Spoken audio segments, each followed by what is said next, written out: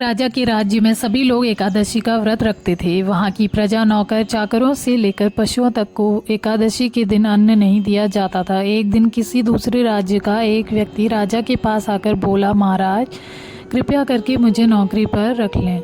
तब राजा ने उसके सामने एक शर्त रखी कि ठीक है, रख लेते हैं, लेकिन रोज़ तो तुम्हें खाने को सब कुछ मिलेगा, पर एकादशी को अन्न नहीं मिलेगा।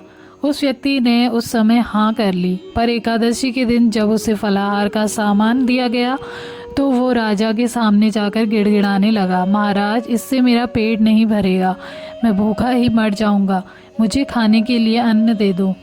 राजा ने उसे शर्त की बात याद दिलाई, फिर भी वो अपनी बात पर अड़ा रहा और अन्न छोड़ने को राजी नहीं हुआ।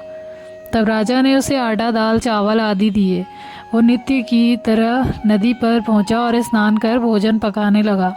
जब भोजन बन गया तो वह भगवान को बुलाने लगा, आओ भगवान, भोजन तैयार है। उसके बुलाने पर पीताम्बर धारण किए भगवान चतुर्भुज रूप में आ पहुँचे और प्रेम से उसके साथ भोजन करने लगे। भोजन आदि करके भगवान अंतर्धान हो गए तथा वो अपने काम पर चला गया।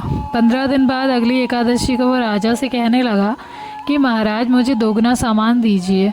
उस दिन तो मैं भूखा ही रह गया। राजा ने कारण पूछा तो उसने बताया कि हमारे साथ भगवान भी खाते हैं, इसीलिए हम के दोनों के लिए ये सामान पूरा नहीं होता।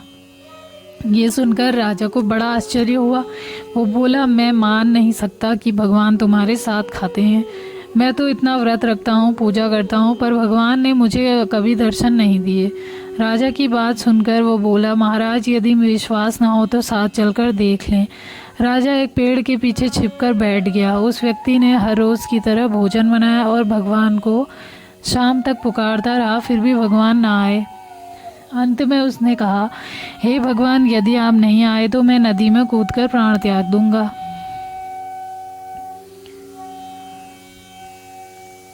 फिर भी भगवान नहीं आए। तब वो प्राण त्यागने के उद्देश्य से नदी की तरफ बढ़ा। प्राण त्यागने का उसका दृढ़ इरादा जान शीघ्र ही भगवान ने प्रकट होकर उसे रोक लिया और साथ बैठकर भोजन करने लगे। खा पीकर वे उसे अपने विमान में बिठाकर अपने धाम ले गए।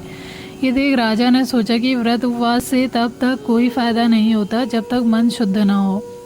इससे राजा को ज्ञान मिला। वो भी मन से व्रत उपवास करने लगा और अंत में स्वर्ग को प्राप्त हुआ।